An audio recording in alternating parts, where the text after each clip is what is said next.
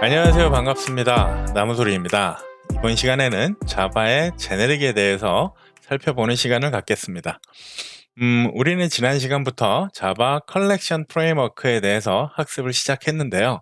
본격적으로 자바 컬렉션 프레임워크에 속한 이 클래스들의 특징이나 기능들을 살펴보기 전에 모든 컬렉션 프레임워크 클래스들이 정의하고 있는 이 제네릭에 대해서 먼저 간단히 설명을 드리고 그 이후에 하나하나 살펴보도록 하겠습니다. 이 제네릭이라는 것은 자바 5에서 추가된 기능인데요. 이 자바가 발전돼 오는 변천사에서 크게 이 기능이 크게 바뀌는 지점이 몇 군데가 있어요. 그게 JDK 1.1에서 1.2로 넘어오는 시점, 그리고 JDK 1.4에서 1.5로 넘어오는 시점, 그리고 JDK 1.7에서 1.8로 넘어오는 시점. 이때는 뭐 자바 7, 자바 8 이렇게 넘어오는 시점이 되는데 저희가 자바 7에서 8으로 넘어오는 시점, 8에서의 변천사는 람다나 스트림이 되겠고요. 이 JDK 1.4에서 5, 1.5로 넘어오는 이 시점에 중요하게 바뀐 부분이 바로 이 제네릭이 추가된 부분인데요. 이 제네릭뿐만 아니라 어노테이션도 이때 생겼고요.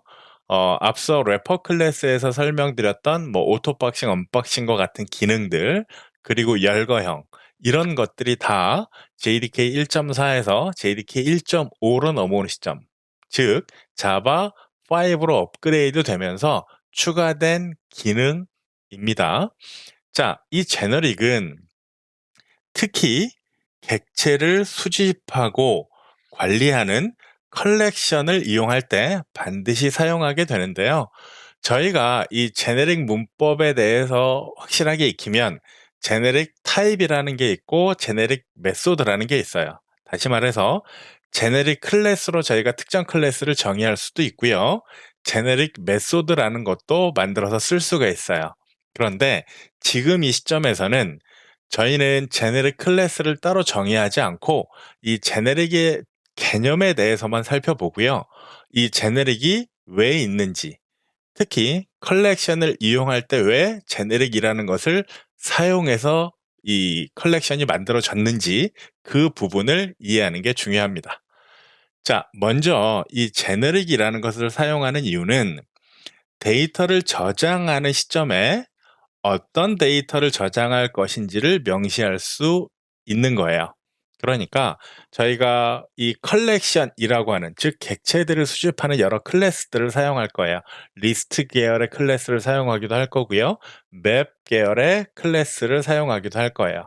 이 컬렉션 프레임워크의 클래스들을 사용한다라는 건 다수의 객체들을 모을 수 있는, 집합시킬 수 있는 그런 클래스가 필요하고, 그런 클래스들의 객체들을 넣을 때 어떤 형태, 어떤 타입의 데이터들을 모을 것인지를 결정해 줄 수 있고요. 이 결정을 해주는 게 바로 이 제네릭 문법이라는 거예요. 아래에 보시면 제가 박스라는 이름으로 클래스를 정의해 놨는데요. 왼쪽에는 제네릭을 적용하지 않은 박스라는 클래스, 그리고 오른쪽에는 이렇게 제네릭을 선언해 놓은 이 박스라는 클래스를 정의해 놓은, 이렇게 두 가지의 차이를 먼저 보고 계신데요. 우선 제네릭이 왜 필요한지를 먼저 보고요. 다시 이 장표로 넘어와서 제네릭 클래스가 어떻게 동작하는지를 살펴보도록 하겠습니다. 제가 앞서서 자바의 래퍼 클래스를 설명하면서 자바 프로그램에서는 데이터의 최소 단위가 객체라고 설명을 드렸어요. 그러니까 컬렉션 프레임워크의 이 클래스들은 기본적으로 객체들을 저장하는 거예요. 따라서 우리가 만약에 인트 타입의, 정수 타입의 데이터를 뭐 100개를 모은다라고 가정을 했을 때, 100개의 정수 데이터를 모은다라고 가정을 했을 때 기본적으로 우리가 프리미티브 타입의 배열을 선언할 수는 있지만 자바 컬렉션 프레임워크의 클래스들은 사용할 수 없어요. 왜냐하면 컬렉션 프레임워크의 클래스들은 저장하는 대상이 객체 단위이기 때문에 프리미티브 타입의 데이터들을 저장할 수는 없습니다. 따라서 프리미티브 타입의 데이터들을 객체 형태로 변환해 주는 클래스들이 있었고 그게 바로 래퍼 클래스였죠. 그러니까 프리미티브 타입의 데이터들을 객체 형태로 사용할 수 있도록 그 감싸는 역할을 하는 클래스들, 그 8가지가 바로 래퍼 클래스였는데요. 여기서 보는 것처럼 이 컬렉션 프레임워크들의 클래스들은 기본적으로 데이터들을 객체만 저장을 하게 돼요. 자, 그러면 저희가 만약에 컬렉션 클래스를 설계하고 만드는 사람이라고 가정을 하겠습니다. 제가 예를 들어서 리스트 형태, 어레이 리스트라는 my 어레이 리스트라는 클래스를 만든다라고 가정을 하겠습니다. 그러면 이 클래스는 배열처럼 사용할 수 있는 클래스예요. 그리고 여러 다수의 객체들을 이 배열처럼 사용할 수 있도록 이 클래스를 정의할 건데 여기서 중요한 것은 제가 만드는 이 myArrayList라는 이 컬렉션 클래스는 어떤 객체든지 저장할 수 있어야만 합니다. 무슨 얘기냐면 스트링 객체도 저장할 수 있어야 되고요. 따로 뭐 커스터머나 유저 혹은 프로덕터와 같은 세상의 모든 객체들을 담을 수 있는 그런 컬렉션 클래스여야만 하겠죠.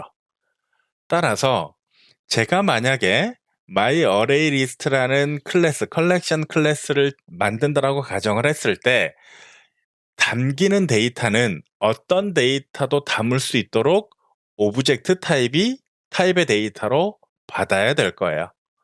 그걸 배열로 간단하게 그림을 그려놨는데요. 제가 어떤 객체든지 담을 수 있는 배열을 선언했어요. 그걸 오브젝트 배열로 만든 거죠. 따라서 자, 이 오브젝트라는 클래스는 모든 자바 클래스의 부모 클래스이기 때문에 최상위 루트가 되는 클래스이기 때문에 어떤 형태의 클래스라도 만일 커스터머라는 클래스를 저희가 정의한다라고 해도 오브젝트 타입의 배열에는 모두 담길 수 있겠죠. 따라서 제가 오브젝트 배열을 선언했다면 이 오브젝트 배열은 어떤 타입의 객체들의 레퍼런스도 담을 수 있는 그런 배열이 됩니다. 담는 건 문제가 안 생기죠. 그런데 여기서 문제가 될 수 있는 여지는 꺼냈을 때 어떤 타입의 데이터가 들어있는지 모를 경우 캐스팅에서 문제가 생길 수 있어요. 무슨 얘기냐면, 자, 제가 오브젝트 배열에 예를 들어서 커스터머 객체 인스턴스를 담는다면 실제로 이런 형태가 될 거예요. 예를 들어서 오브젝트 배열 타입에 ARY라고 선언을 했습니다. 그리고 몇 개의 배열을 선언했다라고 가정하겠습니다. new 오브젝트 배열 이렇게 선언을 했겠죠. 10개짜리 혹은 뭐 20개짜리 이렇게 만들었는데 ARY에 0번째 방에 예를 들어서 new 커스터머 했다면 이 얘기는 곧 어떤 얘기가 되냐면 오브젝트 타입의 밑에다 쓰겠습니다. 오브젝트 타입의 obj에다가 new 커스터머 한 것과 동일한 코드가 되겠죠. 즉, 이 코드와 이 코드는 동일한 형태의 코드인 거예요. 자, 무엇이 일어난 거죠? 업캐스팅이 일어난 거죠. 그러면 ARY 0번째 방을 통해서 호출할 수 있는 메소드는 부모 클래스가 정의하고 있는 메소드밖에 호출이 안 돼요. 그러니까 오브젝트 클래스가 정의하고 있는 메소드들로만 호출이 가능하겠죠. toString 메소드, equals 메소드, 해시코드 메소드 등만 호출이 되고요. 커스터머 클래스가 가지고 있는, 자식 클래스가 가지고 있는 메소드들은 호출이 안 될 겁니다. 물론 이 오버라이딩 된 메소드는 호출이 됐을 때 자식 클래스의 메소드가 호출이 되겠지만 커스터머 클래스가 가지고 있는 고유의 메소드는 호출이 안 될 거예요. 이렇게 업캐스팅이 된 클래스 이런 형태에서 다시 우리가 커스터머 클래스의 메소드를 호출하고자 한다면 다운캐스팅을 해야 돼요. 다운캐스팅은 어떻게 합니까? 자, 커스터머 타입으로 ARY의 0번째 방에 객체를 꺼내서 자, 이렇게 꺼낸 상태에서 우리가 커스터머 클래스가 갖고 있는 어떤 메소드를 호출하겠죠.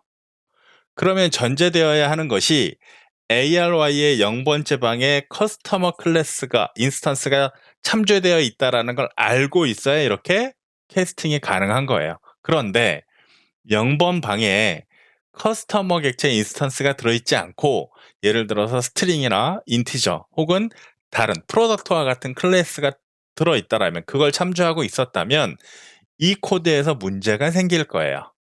자, 객체의 구분, 타입의 구분 없이 배열에 담을 수 있다라는 것은 편리하지만 다시 꺼낼 때 문제가 생길 여지가 많다라는 거죠. 그래서 이런 문제점들을 개선하기 위해서 나온 게 바로 제너릭입니다. 자, 이전으로 제가 돌아가서 다시 한번 살펴보면 자, 저희가 클래스를 선언할 때 지금 왼쪽에 보시는 박스라는 클래스는 아이템의 타입이 오브젝트예요. 따라서 우리가 박스를 만들 때 이 아이템으로 넣을 수 있는 건 세상의 모든 자바 클래스가 될 거예요. 그래서 이 아이템을 꺼내고 나서 우리가 이렇게 캐스팅을 진행할 때 이 아이템이 애플 클래스인지 오렌지 클래스인지를 알고 있어야 꺼낼 수 있게 되는 거죠.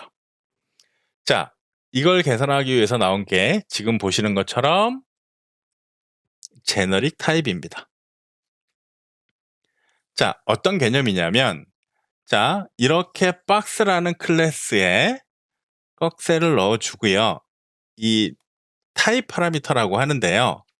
자, 이렇게 타입을 명시해주면 이 박스 클래스를 만들 때 보시는 것처럼 이 박스에는 애플이라는 클래스만 담길 겁니다 라고 명시하는 순간 이렇게 선언하는 순간 지금 교재에서 보시는 이 T 타입 파라미터는 다 애플 클래스로 변경되게 됩니다. 따라서 이렇게 선언한 박스는 애플 객체만 담을 수 있는 거예요. 즉 아이템이 애플 객체의 인스턴스만 된다라는 거죠.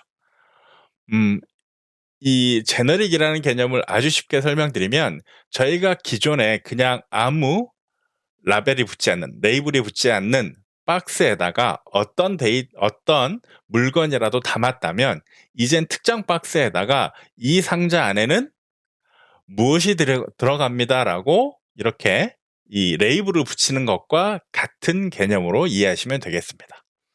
그게 바로 제너릭인데요. 사실 저희가 제너릭 클래스를 정의하거나 이 제너릭 메소드를 정의하는 그런 단계까지는 사실 제너릭 단원 자체가 하나의 챕터이기 때문에 좀 더 자세히 제너릭을 다뤄야 되는데 저희가 지금 배우는 시점에서는 제너릭이 적용된 컬렉션 프레임워크에 대해서 학습하는 것이기 때문에 이 컬렉션 프레임워크에 적용된 제너릭의 개념 정도만 설명드리고 강의를 마무리하려고 합니다.